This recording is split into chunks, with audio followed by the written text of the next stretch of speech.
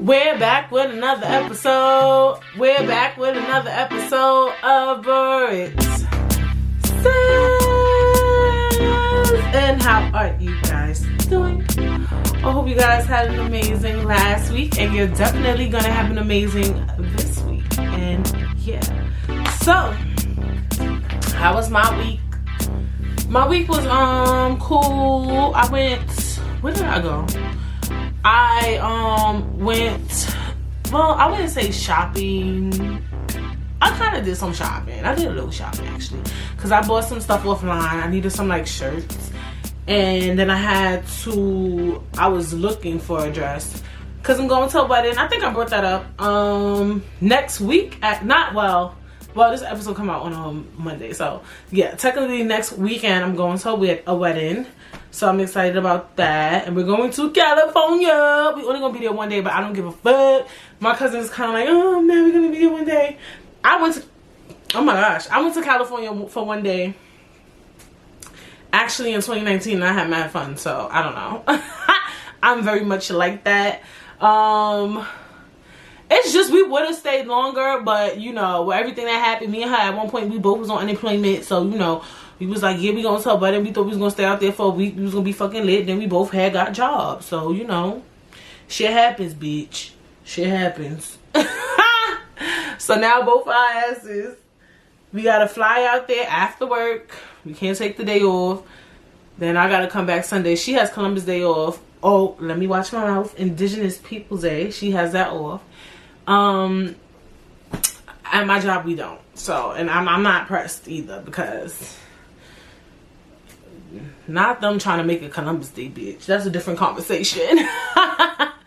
But anyway, yeah. What else? So yeah, I had went to get a new suitcase. Like I want a small suitcase that I can carry on, but I don't think it's small enough, so I'm gonna have to return that. I just was looking at it this morning. I'm like, that should look kind of big. Like I want something actually skinny, especially I'm going there for one day. And sometimes too, even if I'm going somewhere for 3 days, 4 days, I want something that's like compact, because I don't like checking in my bag, because I just always get scared I'm gonna lose my suitcase. So I just want something a little smaller, you know. I don't know. I mean, I don't know. We'll see. I'm gonna look around again, and then if I don't see anything that I feel makes sense, then fine. Anyway, moving on. So yeah, I did that this week. I went to my parents' house or whatever. We was watching Fashion Week, even though Fashion Week happened a while ago, but my dad, he kind of respects fashion, art, and stuff like that. He went to Pratt, so we was just talking about that. I had some Red Lobsters. That was so good. I ate that food like I ain't never eaten my damn life, child. And then, I'm filming this today. My cousin, she's going to Spain to study education, like teach out there. So, she's having, I could say it, she's having a going away party, because it's supposed to be a surprise, but this episode doesn't come out until Mondays or whatever. I don't know why I'm being like, or whatever. So I'm going there today, or whatever the case may be. So I have to do that. So what I'm gonna try to do is go look for a suitcase. So I got a lot on my freaking plate.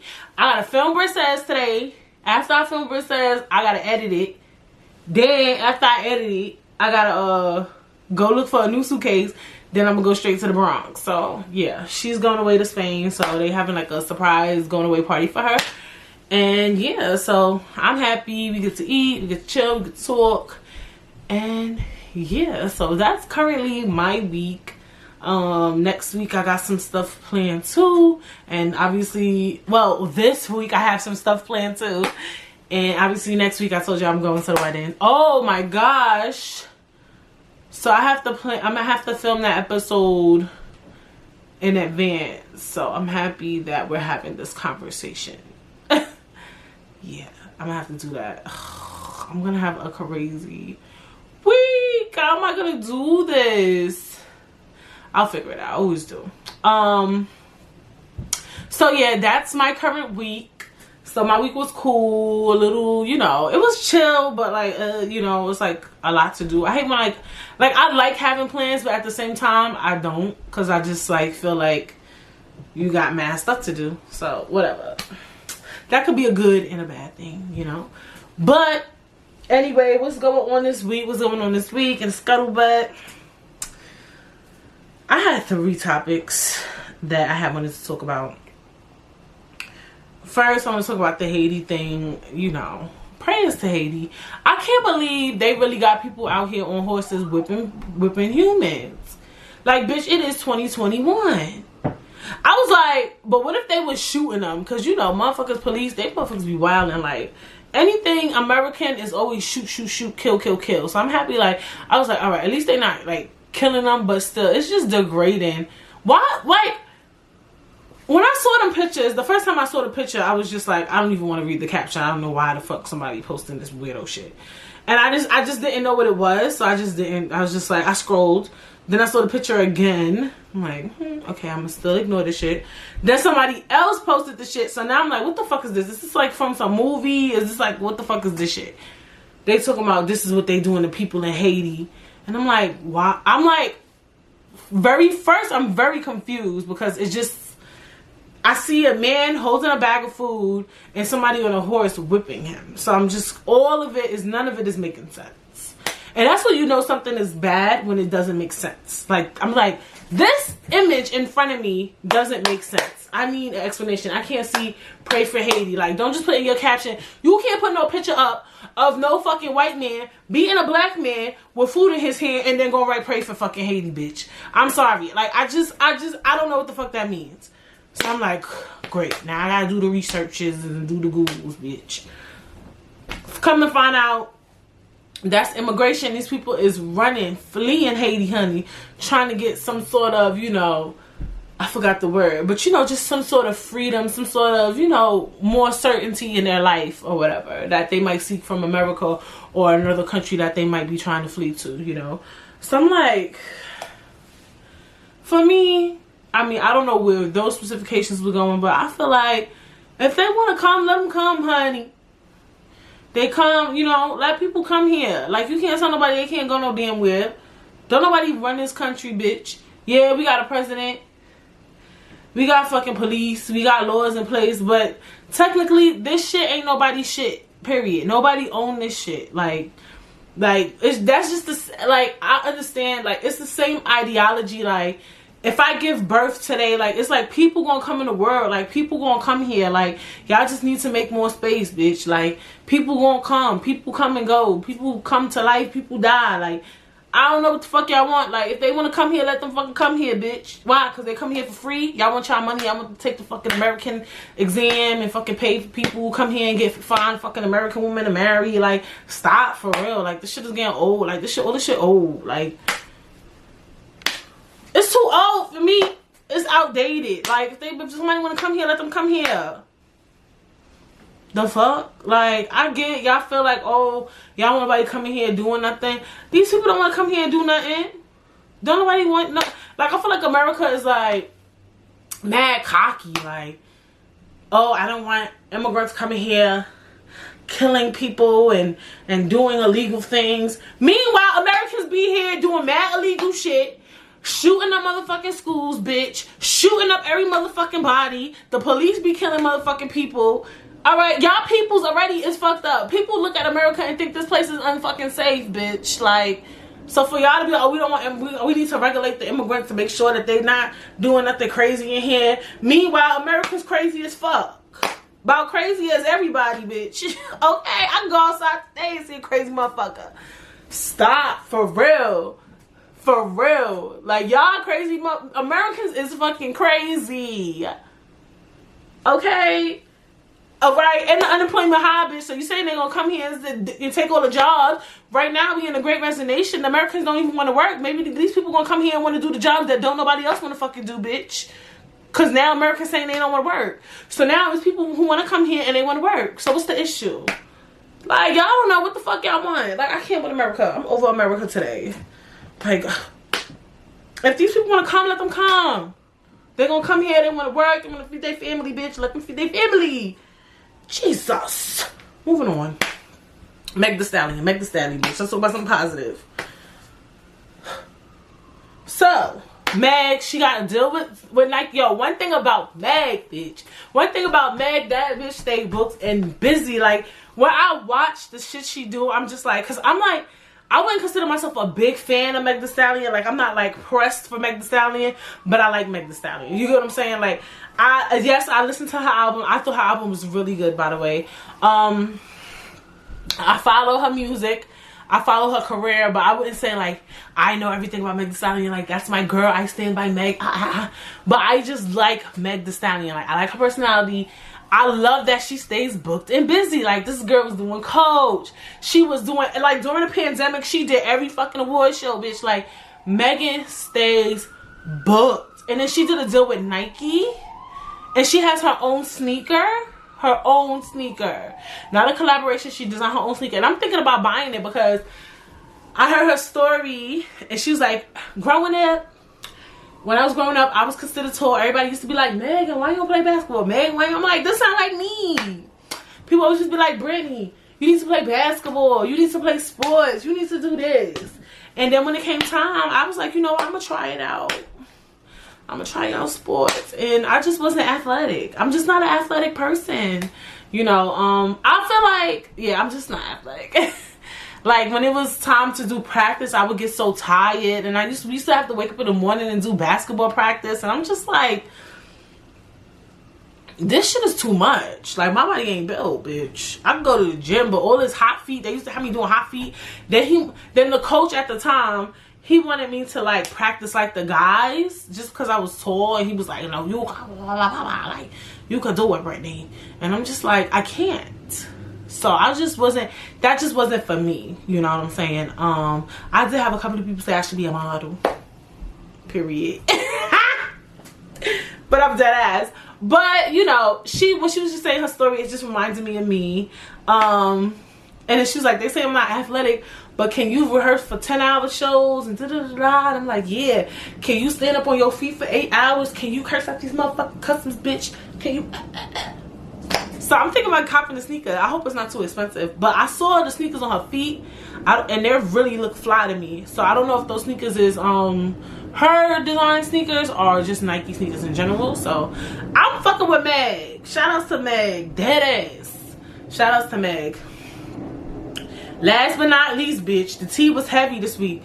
Didn't this happen on Monday? I feel like this happened top of the fucking week because I remember I was on my way to work and I saw, like, the real gonna have the fucking accuser, the woman. Well, it's technically she's not a accused. She's, well, you could call it accused, whatever. But he went to jail for that shit, so whatever. The woman who was allegedly raped by Nicki Minaj's husband, Kenneth Petty, or whatever. So I'm not gonna front. I was very, very, very, very, very surprised by the real when they had had Jennifer up there. Jennifer is the woman, by the way, who alleges. I don't know if I should say allege or not say allege because he went to jail. He did the time for it. I don't know, but I'm just playing my cards right. All right, everybody. So I don't want no beef. Who allegedly Jennifer is the woman. That's her name. Who allegedly was raped by Kenneth Petty. Trigger warning, because I know a lot of people don't like that word. I don't even like really saying it either, but they had her up here. They had her up on the show. They had her on the rail, and I was a little, this was me. And I saw everybody point. I was just shocked the real did something like that. Like, my cousin was giving an example, like, Gayle King should have did something like that. That makes sense for her to go to Gayle King, because Gayle King is known for doing reckless shit. She interviewed fucking R. Kelly after surviving R. Kelly. She was going to interview, no, Oprah was going to interview. Oprah and Gayle, both of them bitches give it up crazy. Oprah interviewed the Michael Jackson accusers, right? It wasn't, and she was about to interview the accusers of, what's his name? What's this child name? Russell Simmons. So I feel like that's their spectrum. Like, that's something they do. So it wouldn't have given odd or whatever. Like, it would have been like, okay, whatever. They always doing this shit. But the real, I was like, whoa. It's just like, it's nothing wrong. At the end of the day, to me, it's nothing wrong with them having her up there. I don't see that as a problem. If she wants her to speak her truth, she should have a space to do that. You know what I'm saying? If that was the real that she wanted to go on and do it, fine. It was just odd because I just don't get that energy from the real. And that's what people are saying too, like, y'all never had, you know, R. Kelly's accusers up there, or like, you know, like that's just not their spectrum. For me, I've never seen them do that, and that's why I was shocked that they did something like that, you know. That was just me. But I feel like she should have a voice and a platform to speak? Yes. And if the real is the place for it, fine. You know, maybe they want to do different shit. It's a new season. What's good? What's see? Like, they could add that. You feel me? At first, I was confused. And it's not because I'm a Nicki fan, but I heard he did the time. He did go to jail for, you know, what he did to her. So I was just confused, more so like, okay, this happened in 95. He did the jail time. What is it that she wants to gain from this? Because that's what was confusing me, because at the end of the day, everything that took place took place. So, unbeknownst to me, I didn't understand. So what, and it's really embarrassing, you know. All of this shit is embarrassing, you know. Nicki Minaj, and I look... The other day, I'm so weird. Like, I was just looking at her picture, just looking at her face, and just like, I don't know her personally. I'm like, she gotta be so broken. Like, money, fame, none of that shit could fix your problems. Like, none of it. Because at the end of the day, for you to, and I don't know, my thing is, she may not have known that Kenneth Petty had a charge like that when she started dating him. And people keep saying she knew. You don't know that. She probably started talking to him. Then as she started dating him, then that conversation came up. And once you fall in love with somebody, I'm going to be honest with you, it is really hard to fall back, even in the most worst circumstances, okay? So I could see if she got with him and didn't know about the case. But what's tasteless to me is that she would offer her $20K to really clean his record. Like, you want me to clean this man's record, renege on the shit I said for $20,000 after your husband raped me? Are you fucking dumb? $20,000, people? Like, $20,000 for trauma, and so that your husband can have a clean record and live his life freely with you and your fucking millions of dollars? But you got me fucked up, respectfully. Like, it's honestly, you can't put no number on that, right? But at the end of the day, what you're not gonna do is put 20,000 on it. Like, you can't put no number on that type of trauma, that type of, and just the disrespect, like to really even come up to me and want me, and you know, just to come up to me, put money on my lap, threaten me, and your husband did some shit like that to me is a bit much. Like logically thinking, like, and for you to even put yourself in the middle of this, to call her, to speak to her on the phone, like, it's just like, it's crazy. And I believe everything she said. I'm gonna be honest, I just believe her. I don't feel like she would lie. I mean, I don't know. We don't know. People lie every day. And I feel like she has the receipts, and when she bring this shit to court, it's not gonna look good on Nicki. It's not. That shit is not gonna look good on Nicki Minaj. It's not. And at the end of the day, you know, she needs to leave. It would be nice. I'm not gonna say she needs to, because you can't tell nobody what to do with their fucking husband, and that's the father of her child. It would be nice if she left him. How you say? But then again, I don't know how he treats her. I don't know who he is. I know a lot of people, and even me, I don't feel like, you know, I'm a big person on redemption. You'll learn later on down the line. I do believe a person can redeem themselves. I do believe that people can have redemption and all those things. So I don't, and some people may feel like you can't come back from rape, you know, like you rape a woman, and to an extent, you know, I feel the same. Like, you do some shit like that, that's wild, my nigga. Like, but that's between Kenneth and God. Like, if maybe a person, you know, I've heard a story where, I don't want to get into too much detail, I don't know if she listened, you know, but a situation where someone was sexually assaulted, and that person came back up to that person and apologized. Now, I know for some of y'all like,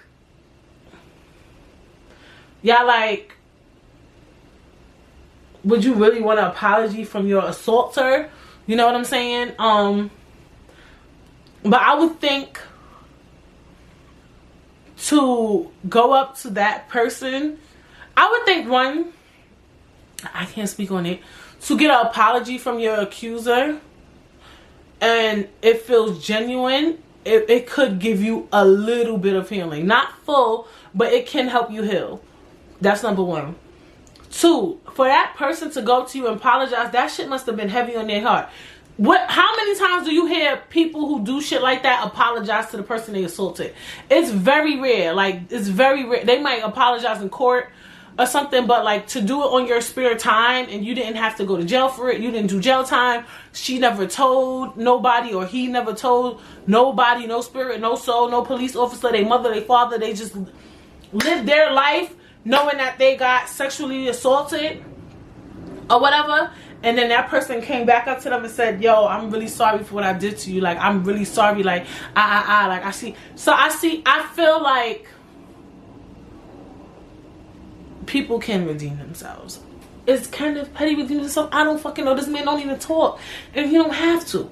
I don't know. I don't fucking know. I don't know. You know, the way they're going about it with her, though, it's not giving very much. You want to redeem yourself. I'll be honest. You know, I didn't fully watch the interview, but I wonder if he ever apologized for what he did. Because I know sometimes some people don't want to apologize because then they're admitting they did something wrong. But he already did his jail time, so I mean, if he was really, you know, trying to redeem himself and heal and be a better person, he should apologize. You know what I'm saying? Like, did you apologize? Did you offer this woman therapy? It's kind of petty in therapy. Like, it's so many variables for this shit. Like, it's just, all of it all around is just terrible. Like, I'm just happy The Real gave her a platform to speak. Oh, and by the way, she is suing for harassment, because I know a lot of people are confused. If I was confused, I'm pretty sure there's a couple people like me, like, what exactly is she upset about, bitch? And like, what exactly is she trying to gain, right? It looked like, if you don't know what's going on, it just seems like she's trying to just tell the story again. That's what I thought. I'm like, is she trying to put him back in jail? I'm confused. I really didn't understand. She's suing Nicki Minaj, and I'm assuming, and Kenneth Petty, for harassment and extortion, I think. Don't quote me, but it sounds like it's giving extortion, because she said they was threatening her, they was asking her for, they was throwing money in her lap so that they could clean his record. And it's like, if that man didn't even apologize, and even with an apology too, I can't speak to her. I can't. I don't know if I'm gonna clean that nigga record, because like, it's giving very much you might still do that shit again. Like, I don't fucking know. Like, I don't know. You gotta save the community too, because you clean this man record, now he's not registered as a sex offender, and then he does it again. It's too much variables in this shit. Like, you putting the weight of the world on her. Like, what if she reneges her statement and he doesn't have to register as a sex offender again, but he still has sex offender energy in his body, and he moving into these little luxury ass neighborhoods with these little rich women and all this shit, and people kids, and these parents don't know that this man live in the neighborhood and he actually does something. I'm just saying, we don't know. I know a lot of y'all like, oh, you over exaggerating. Like, some people might hear me say these things and be like, but you don't know. You don't know people's head. You don't know people's spirit. You don't know. You really don't know where people head at. And that registered sex offender thing is helpful in some ways. You know what I'm saying? I would think. You know what I'm saying? We don't know. And then some of y'all could be like, even if he is registered as a sex offender or not, if he does it again, he gonna do it again. If he want to do it again, he gonna do it again. And you right. Because you could be registered as a sex offender and still do the same shit over again. You registering, the person ain't gonna change a fucking thing, bitch. You know what I'm saying? If that's the type of person you are, that's the type of person you are. And if that's what you feel comfortable doing, you gonna do it. But all in all, I felt it was weird that she went on The Real, only because The Real is not known for that. But I do not mind The Real giving her a platform to speak her story. I don't think that is a problem at all. I didn't find that as an issue. I was just taken back that they did it. Like, them. Like, for them to do some shit like that is like, whoa. Like, it was just very wow. Like, you know. That's really it though. I wasn't really pressed about any of it. Well, I was like shocked like that morning. I'm like, what? I was curious to see. I wish I know Nikki can't speak, especially because this is an actual legal case. But I was really curious, like, how she feels and all of this. And, you know, I think years later down the line, you know how, like, all these celebrities now that our parents used to watch, they have their stories. I can't wait to hear her story and her side and just hear everything that, you know, is going on and that took place. And, you know, I'm curious, you know, I'm very, very curious to hear her take on all of these things. And yeah, that was what I wanted to talk about this week. And what is today's topic? I'm just weirded out by the sun going in and out. Like, why is it like going in and out? Like, for those of you watching, it's kind of weird that the sun is like going in and out. It's like really weird. Anyway, moving on. What are we talking about this week? We're talking about generational curses, right? How do we break them? And yeah, I'll talk about it later. I don't like to like throw the whole topic at y'all, you know what I'm saying? But generational curses is a thing, you know. When I was doing my research on the topic, I didn't know a lot of it is very biblical. And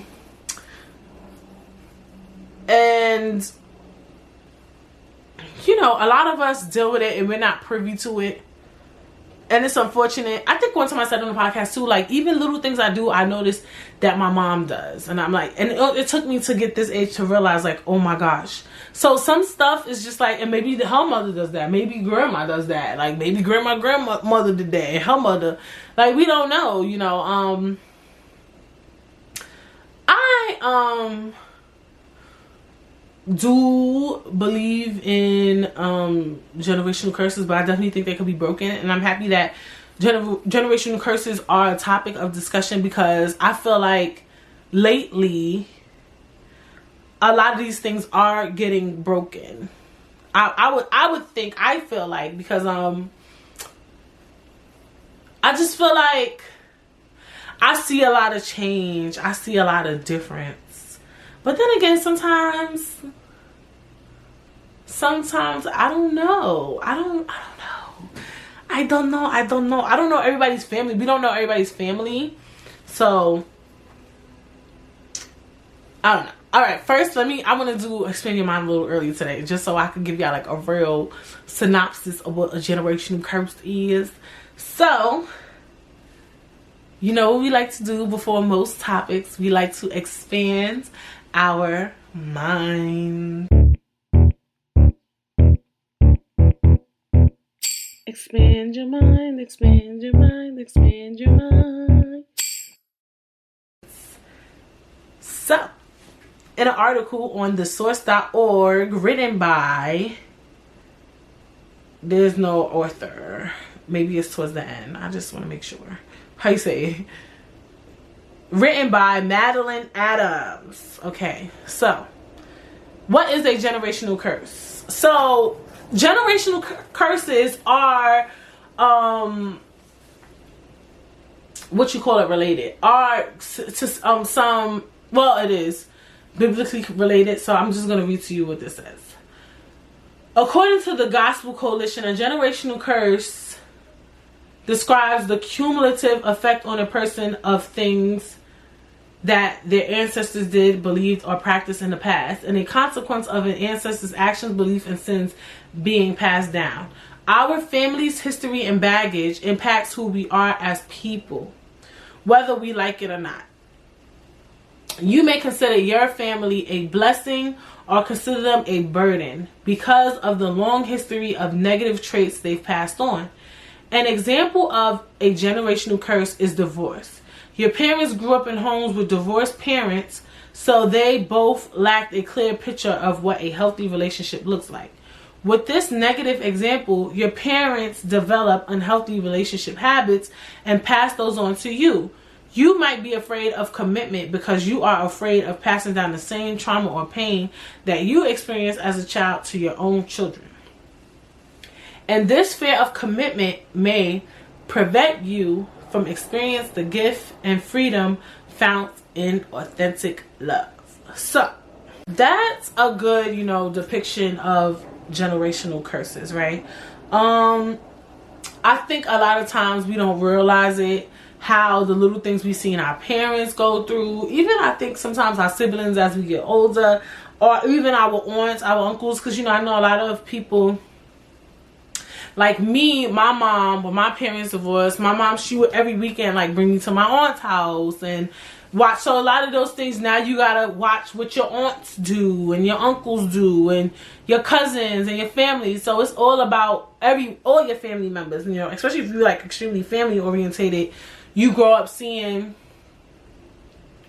a lot of things, and then you feel like you have to do the same or whatever, and you might not be privy to it too. You may not even notice the type of things you see in your family circle. You get what I'm saying? So it's kind of weird. I think with like generational curses, it's something you have to be privy to and you have to know, right? So I wonder like how many people or really understand generational curses, because I feel like sometimes when I think of generational curses, or even the word curse, like you're cursed, like it's cursed is like it's a rap, like you're cursed or whatever. So I feel like some people like to put a very permanent sticker on generational curses, and like, no, curses can be broken.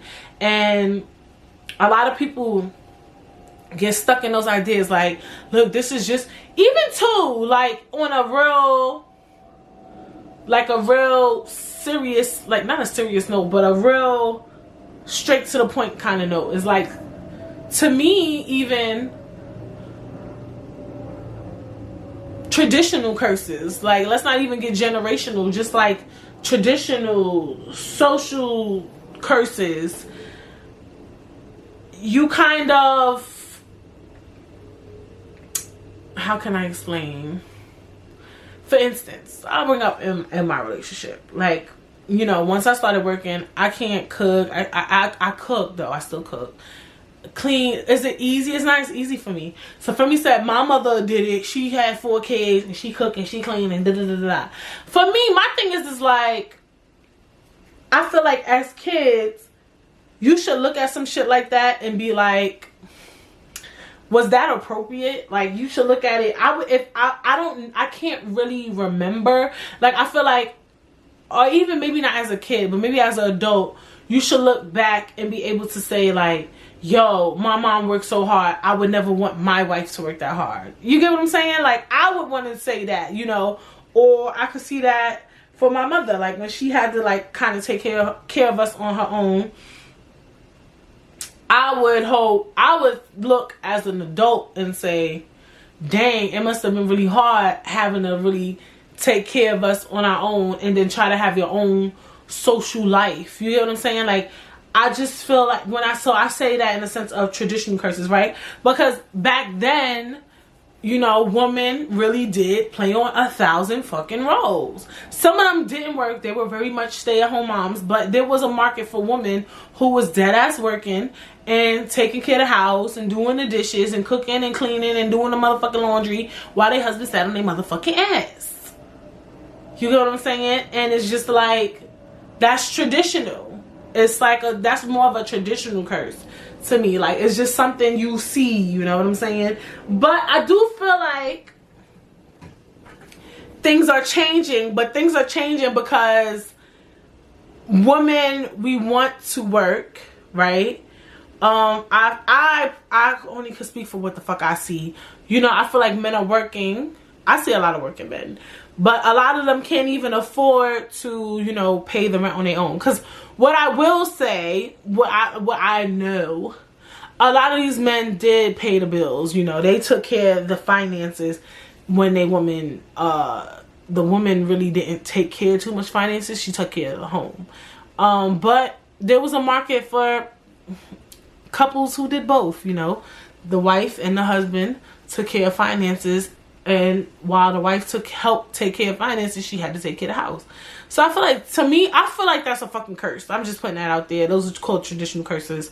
Generational curses too could even be not just something so straight to the point like divorce, but just watching how your parents and your family handles relationships, how they handle jobs, how they handle people, right?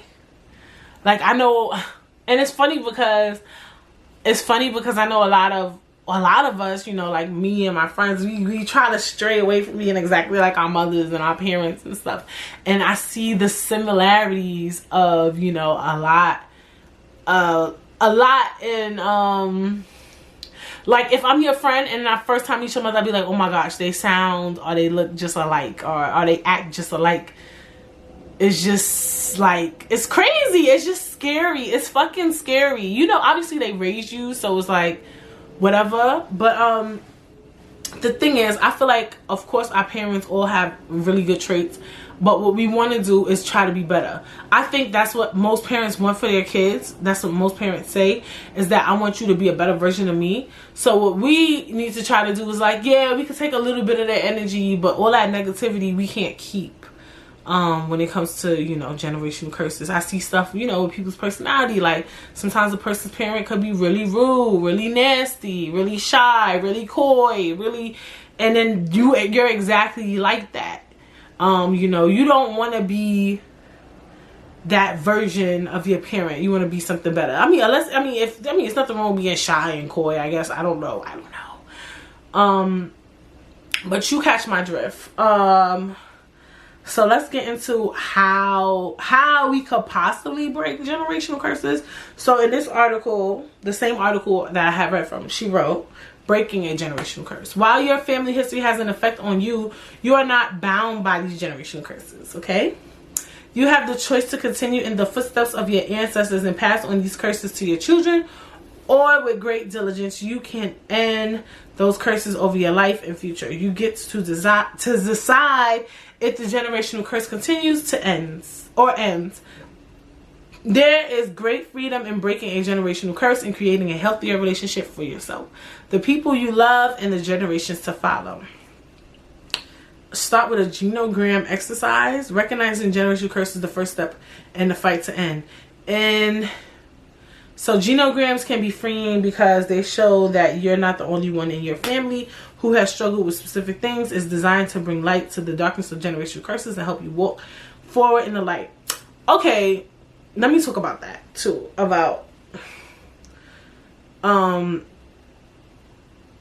this is a big topic, right? For instance, in October 16th, I will be on a panel too for like miscarriages and pregnancy and stuff like that.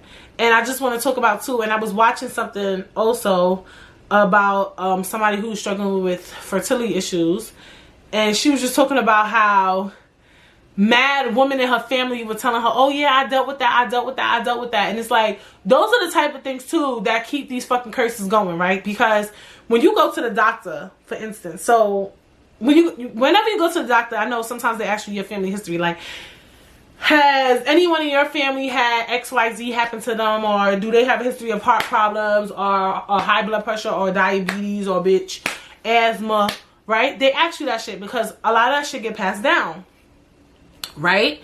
So now if this is something I was privy to, you know, so when I had a placental abruption, when I lost my first child, a lot after the shit happened, a lot of motherfuckers was coming out the woodworks like, oh yeah, that happened to me. I was in the hospital for 3 weeks. Oh, I had a miscarriage. I had about 3.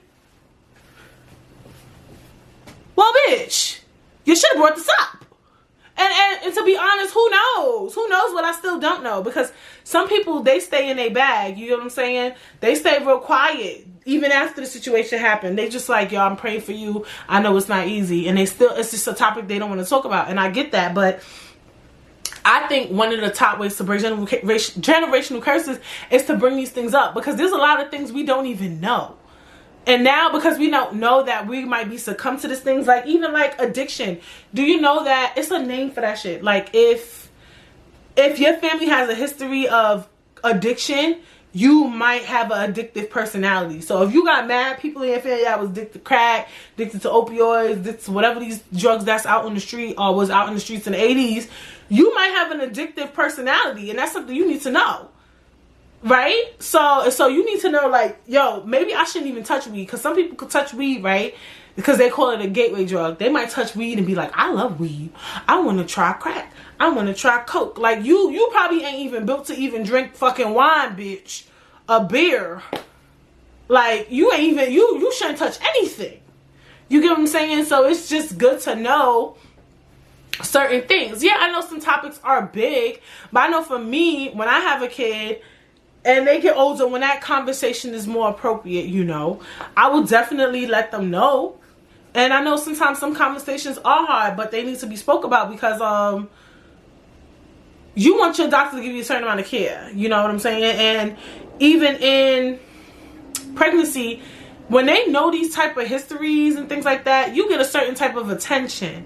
You get what I'm saying? That could prevent things from happening. So no, I'm not blaming anybody, but I'm saying maybe if I knew a lot of these stories, there could be a certain type of preventative care for me and those to follow. So that's why it's important too to be privy, hold these conversations, don't be shy, open up, you know what I'm saying? So that is like something. But they say they have genograms where you can look into these type of things and know these type of stories and these histories. And I understand, you know, families, they want to have these little secrets. Everybody got their little family secret, bitch. And you know, I understand. I get it. I'm not saying have these conversations with your kids when they like freaking 12 or 10. I don't know what's considered young. But when that time comes, you know, certain conversations need to be had. I know for me, I want to talk about drugs with my kids. Not like drugs. You know what I mean? Like, I want to be able to say, look, I don't recommend doing drugs. I don't think you should do it. Or drinking. I have a conversation with them about drinking. Like, yo, drinking is cool, but I don't think it's something you should be going overboard with. And if you ever feel like you need to constantly drink every day, or you need a drink all the time, then you are battling with demons. Because a lot of people be drinking, or some people smoke weed every day and constantly, and they can't go without a day, even something small as a cigarette. What are you running from? You get what I'm saying? Like, why do you feel the need to be high? Why do you feel the need to be elevated all the fucking time? That's a conversation you need to have with a professional or whatever. Or that's a conversation you need to have with a friend, a family member, or you need to get in tune with God. Like, that's the type of conversation I want to have. Like, look, for me, I don't want my kids doing drugs. I'm going to just be honest. I just don't. Drinking, fine. They could drink. But I would have a conversation with them about, like, your levels and when you getting carried the fuck away. Now, it's different when you out and you at a party or you at a get together and you drinking and you not privy to, like, you ODing, like you just flinging them shits back, bitch. That's a different conversation. But if you're out, you're going to buy a bottle, you're constantly drinking, yeah, you need to know that you're doing that for a reason. And that's somebody coming from somebody who drinks. Okay, I'm not speaking like I'm not a drinker or something. I'm just saying, as an example, you know, I want to have those type of conversations. I feel like my parents never had conversations with me about drugs and drinking and sex and stuff. And I know a lot of people whose parents never had that conversation with them or whatever. Some people do have the conversation. I feel like the birds and the bees conversation is not like this big topic. I feel like a lot of people feel like, we feel like me. I feel like, look, I got through things, right? I could say that, right? I got up, I got through this, I got through that, I figured it out, I'm fine, life is life. And I feel like that's what creates generational curses. It's just by feeling like, okay, life is life. You don't know what's going to be thrown at you, which is true. You don't know what's going to be thrown at you in life. Life is fucking nuts. But you could kind of prepare. I'm just saying, prepare people to do better. Like, prepare your next generation to do better. That's all I'm saying. Like, I get it. So I feel like a lot of people feel like, basically, like life's just gonna throw curveballs at you and you gotta figure it out. And that's kind of fucked up. Like, why you got me ain't fucked up out here? That's basically what be going the fuck on. Like, let's be honest. Like, basically what's going on is that shit be getting thrown at us and our parents just expect us to take them fucking L's and clean it up, and that's what makes you stronger. which is true. It's true.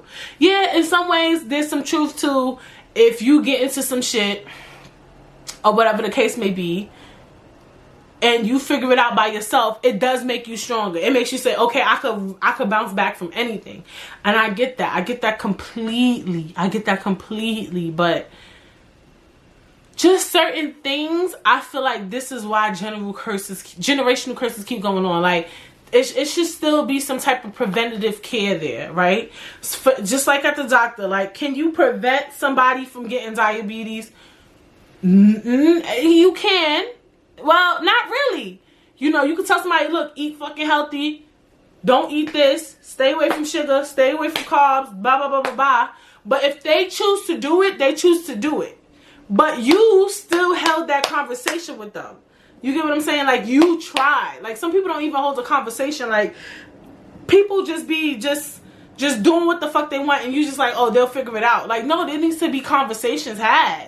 Like, at least. Because, yeah, shit is going to happen regardless. Like, that's just what it is. But at least try some type of preventative care. There's nothing wrong with preventative care. There's nothing wrong with trying to help. It doesn't make that person less strong that you gave them a key or the password or a cheat code. It's not even a fucking cheat code. Because you and I both know, no matter fucking what, people are going to do what they want to do. You can fucking tell your kid, up and motherfucking down, bitch, don't have sex. Don't have sex. Don't have sex. Don't have sex, right? They go outside, they go to school, they see sexy people, they see their friends doing it, they see it on TV, they see it on fucking social media, they gonna still want to try it, even though you told them motherfuckers 50,000 times, don't have sex. If it's thrown in their face, they might try it. But at least you had a try. That was a little aggressive, like, don't have sex. Like, if you can't just say don't have sex, because then now it's just giving me, like, you're not even giving me a reason as to why. But you get what I'm trying to say, like, maybe say, you know, don't have unprotected sex at a young age. Like, let's say that or something, you know. Make sure you're not having unprotected sex, or you can catch an STD. Now you're going to be in that doctor, like that type of conversation. And then, you know, the right guy might come up to them and say, look, let's just try it. Put the tip in, bitch. And now they done fucked up. You can't prevent that, but you could have that conversation at the end of the day. And then people learn, they get strong for it. But these conversations need to be had. We need to stop making it seem like life is mad fucking easy and we all gonna figure it the fuck out. Because it's not. This is a bit much talking about draw your family tree. Like, I'm not doing that. I mean, you can. Let me be nice. Let me be nice. You could get deep. A lot of people get deep, you know, into their family history. And you know what? It might be helpful. It might be helpful. But I know, like with my family, I feel like they wouldn't tell you every and anything. Like, see, like these conversations, they said once you have your family tree, start gathering information using the questions listed below. Bitch, listen to this. Imagine a fucking 20-year-old comes to you asking you this. Were you impacted by a divorce, separation, or affair? Excuse me? Imagine me go to one of my fucking aunts, uncles, fucking grandmothers asking them this shit. No, I think they wouldn't get mad. I think they wouldn't get upset, actually. Maybe not at this age. I'm 29, so it's different. But depending on what age you do this at, it could get a little risque. It says, have you ever lived with a significant other who you weren't married to? Oh my gosh. This shit do be generational curses, though. You grow up watching your parents never marry. And I hear conversations like that where the kids will be like, why haven't you married mommy yet? Yeah, that shit is impactful. That will give somebody fucking commitment issues. That's a FINAC. Were you impacted by the abuse of drugs or alcohol? We spoke about that. Were you impacted by someone else's mental illness or your own? Did you experience any kind of physical or emotional abuse? Have you experienced the death of someone close to you, including a miscarriage or suicide? Exactly. These conversations need to be had. Did you have cancer or a serious health condition? Conversations that need to be had. Have you had an abortion? Conversations that need to be had. What is your relationship to money? Wow. Did anyone ever tell you they were proud of you?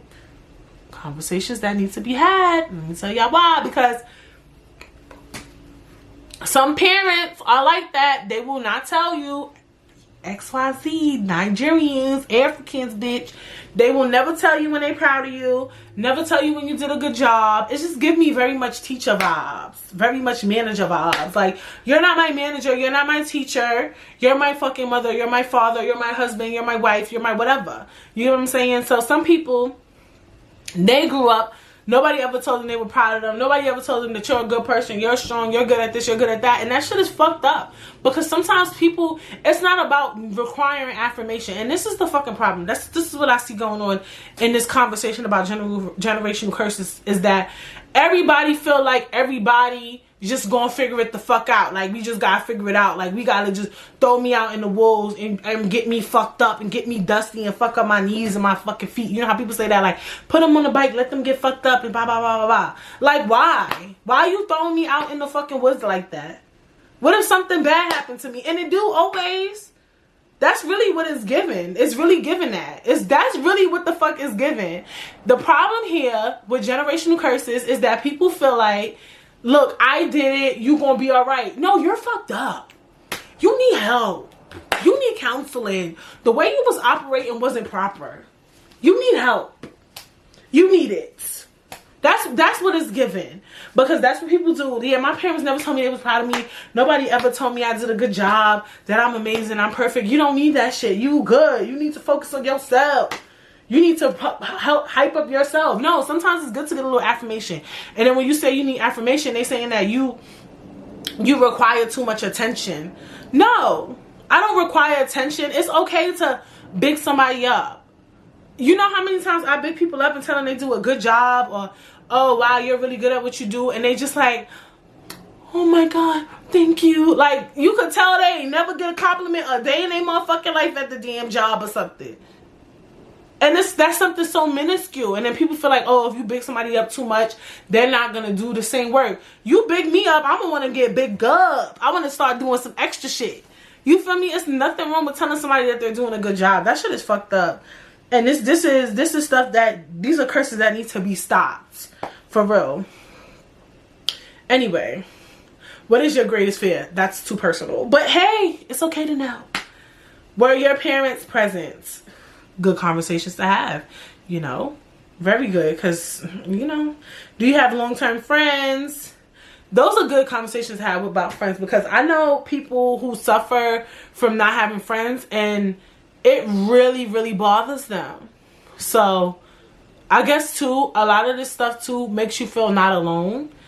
And I think what it does too, when you know that it's something that constantly, that is something that's a part of your family culture, it makes you realize like, okay, I could fix this. Like, this is something that's trying to be a part of me, and it doesn't have to be a part of me. Just because I don't see my family and my friends, well, not friends, my family have friends, doesn't mean I have to be that way. When you know that, oh shit, my mom doesn't have friends, my dad doesn't have friends, my aunt doesn't have friends, so this is why I don't have friends. Some people kind of be like, oh, so this is normal. No, you don't have to be like your family. That's another conversation too. It's like some people feel like they gotta be exactly like they fucking family. Like, you know how people be saying that, like, my mom didn't have friends, my dad didn't have friends, that's why I don't have friends, so I'm just like my mom and dad. Why? You don't have to be exactly like your parents. Like, you could be something like them, but you could switch it up. Like, you don't have to be exactly like your family. Like, people be using that. People use that as a crutch sometimes. Like, oh, this is just something we do in my family. Like, me and my family, like, everybody in my family do this, this, and this. And it's just like, okay, so you want to do it too just because everybody in your family does it? Like, you know how people be saying that? Like, my mom was just like me. Like, she was wild, disrespectful, just like me. Like, so because your mom was wild, disrespectful, just like you want to be just like her? Like, I'm just so confused. Like, you don't have to have the same exact traits as your fucking parents, my nigga. Like, it's first of all, it's inevitable that you're gonna have similar traits to them. You already look like the motherfuckers. That's enough. So now you gotta be exactly like them. Like, you could be exactly like them to an extent, but I feel like the negative and the negative shit that you see your family do, you shouldn't want to have it just because you feel like you're supposed to. You get what I'm saying? Like, some people be using that shit and they think this shit is dope. Like, yo, They told me my mom, when she was my age, she dead ass used to punch bitches in their face for fun. Like, and I do that too. You're gonna go to jail, my nigga. You're gonna get locked the fuck up. Like, everything is not meant for you to do. Like, yo, people be fucking killing me. Moving the fuck on. Let me see what the other questions was. Did your family ever adopt? Are you a twin? I wonder why are you a twin is like, I mean, that would be good for health reasons. Did your family run a business? Are you a veteran of war? So basically it's asking like questions that is important for you to know, just so you could, like, you know, move forward in life, know how to maneuver, how to break these generational curses, and know, okay, these type of things might impact me later on in life, you know what I'm saying? And I think too, being transparent in general can really help you to, what's the word I'm thinking of? Being transparent can really help you to become more, I don't know. I'm like trying to think of the word. Being transparent can help you, I feel like, just become a better person. I don't know what I'm trying to make up this big gigantic word, but just be better. Like, everybody needs to be more transparent with their family and friends. And I get that some families aren't close, and I get that 100%. You know what I'm saying? And sometimes you can't fight to be close with your family, and I have to learn that sometimes every day. Like, some shit is just not meant to be. But what you can do is just kind of, also too, another thing too with generation curses is like, if you don't like something about yourself, then just try to fix it. Don't try to figure out why you like this. I mean, it's important to know, but if you really feel like, I'm tired of not being able to commit, I'm tired of not being able to find a counterpart that I want to be with, I'm tired of being nasty, just fix it. You don't even need to go, just bitch, just break the curse. Don't even try to figure out which person in your family is like that. Just fix it. Anything you don't motherfucking like, just fucking fix that shit. That ass. And also, because I don't want to not talk about this too, generational blessings. There are generational blessings. You know, generational blessings have been written by divine inspiration to reveal and release blessings on your life and generations after you. No one is truly self-made. Our lives are always influenced by the opportunities and challenges that have been handed down to us by our parents and everyone in our ancestry. Generational blessings is just basically, you know, I feel like something you pray for. Like, pray for the people that come after you. And that's more of a, the way I perceive it. I could be wrong. I know everybody perceives everything differently. Something you have to do. Like me, I would have to pray so hard, you know, that the ones that come after me, like, they just get blessed. They, like, half the shit I have to deal with, they don't have to deal with, and they will get those blessings. Like, it's like, basically, the way I view it is like your ancestors constantly praying for you to have a better life, and you get those blessings because those people that came before you prayed for that. Like, they prayed that your future would be better. They prayed that you would be educated. They prayed that you would be able to have money and success or whatever it is. Like, those are generational blessings. It's like the people who consistently pray every day for the family, for the future, for the kids, for the grandkids, for this, for that. Those are the blessings, those prayers that constantly come. Like, I always think about the people who consistently pray for me. Like, I know my grandmother consistently prayed for me, my mother, my father. Like, I think those blessings, that those prayers that you don't hear, the ones you never heard, that were not just from your family that you've seen, the ones before you. Because I know me, I pray for the future all the time. I'll be like, Lord, I pray on this world. Because you bringing kids into this world, you bringing people into this world, you better pray on it. Okay, so that's where the generational blessings come from. I look at it more as a biblical, religious, spiritual aspect. Is like, it's basically the prayers. Like, when you pray for something, God hears your prayers. He sees your tears. Eventually, them things gonna come to life. So some of the things that you got and that you pray for is because of you, but it's also because of the people that came before you, or the silent prayers that you never hear that people have prayed for you. That's how I view generational blessings. So the prayers that I'm praying, you know, 10 years down the line, my kids gonna get. Because I prayed on it. I did. So, yeah. I hope you guys enjoyed that episode because I definitely did. Let's break these generational curses. Let's get these generational blessings going. Make sure you staying prayed up. Make sure you praying for the future. Not just the present. So that your peoples don't got to deal with the shit you dealt with as well. You got to double down on the praying. Okay. And make sure you constantly working on yourself. I feel like Brissas is a podcast where we always trying to figure out ways to just work on ourselves, just to do better, bitch. How can we do better? How can we break these generational curses? How can we get these generational blessings?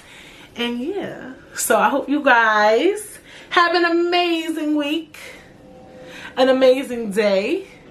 Make sure you subscribe. Make sure you follow me on Instagram at _Britstagram. And if you're streaming, make sure you leave 5 stars, leave a comment, and yeah, I will see you guys when? Next week.